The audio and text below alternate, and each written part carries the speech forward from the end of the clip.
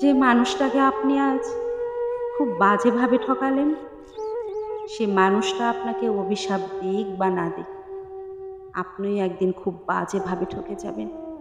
হয়তো অন্য কারোর কাছে, নয়তো অন্য কোনোভাবে, তবে ঠকে আপনি অবশ্যই যাবেন। কারণ বাস্তবতা হচ্ছে, তার থেকে আপনার মুক্তি মিললেও তার রুহের হায় থেকে কখনোই আপনার মুক্তি মিলবে না। কাউকে বিনা কারণে অন্যায়ভাবে আঘাত করলে, কারোর সাথে বেইমানি কিংবা প্রতারণা করলে সাময়িকভাবে আপনি নিঃসন্দেহে ভালো থাকবেন, তবে বেশি দিন ভালো থাকতে পারবেন না। জীবনের শেষ দিন পর্যন্ত তো কখনোই নয়। আর ওপারের কথাটা না হয় নাই বা বললাম। বিশ্বাস ভাঙার প্রতিযোগিতায় আপনি খুব দক্ষতার সাথে কারোর বিশ্বাস ভাঙছেন। আপনার দেওয়া দুঃখ কষ্টে প্রার্থনায় বসেও কেউ চোখের জল ফেলছে, প্রস্তুত থাকুন। আজ না হয় কাল আপনার বিশ্বাসও কেউ না কেউ ভাঙবে। আপনার চোখের জলও কেউ না কেউ ফেলবে। ইচ্ছাকৃতভাবে আপনি কারোর ক্ষতি সাধন করলে আপনার ক্ষতিও কোনো না কোনোভাবে হবেই। অন্যের দুর্বলতা, সরলতা কিংবা ভালোবাসার সুযোগ নিয়ে আপনি যা যা অন্যায় করবেন, গোলাকার এই পৃথিবীতে ঘুরে ফিরে তার সবটাই ফিরে আসবে আপনার কাছে। শুধু সময়ের অপেক্ষা মাত্র। আপনার অন্যায়, অত্যাচার, অবিচার, ব্যভিচার, অপকর্ম, প্রতারণা, ঠকানো কিংবা বেইমানি সব কিছু আপনি ভুলে যেতে পারেন। যার সাথে করছেন সেও ভুলে যেতে পারে।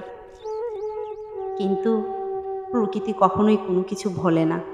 তাই আপনার কর্ম ভালো হোক বা মন্দ, প্রকৃতি আপনাকে সেভাবেই সবটা ফিরিয়ে দেবে। মনে রাখবেন, ছোট্ট এই পৃথিবীতে ভালো মন্দ সব কিছুই ঘুরে ফিরে আবার আগের জায়গায় ফিরে আসে। মানুষের হিসাবে ভুল হলেও প্রকৃতির হিসাবে কখনোই ভুল হয় না। প্রকৃতি তার নিজস্বতায় সব কিছুর হিসাব খুব পুঙ্খানুপুঙ্খভাবেই রাখে। প্রকৃতি যে হিসাবে বড্ড পাকা, কর্মফল ভোগ না করিয়ে কখনো কাউকেই ছাড়ে না। জানেন তো, ইংরেজিতে রিভেঞ্জ অফ নেচার বলে একটা কথা আছে, বাংলায় যাকে প্রকৃতির প্রতিশোধ বলে। কিন্তু আমরা যখন ঠকে গিয়ে ঠকবাজ, প্রতারক, বেইমান, বিশ্বাসঘাতক, চরিত্রহীন মানুষগুলোকে ভালো থাকতে দেখি, তাও আবার দিনের পর দিন, বছরের পর বছর কিংবা যুগের পর যুগ ধরে, তখন আমরা বলি রিভেঞ্জ অফ নেচার বলে কিচ্ছু হয় না, কিচ্ছু না, ওটা শুধুমাত্র সান্ত্বনার বাণী। কিন্তু না, মোটেও তা ঠিক নয়। এগুলো আসলে আমাদের আঘাতে আঘাতে ক্ষত বিক্ষত হয়ে যাওয়া অশান্ত মনের অশ্রুকণা।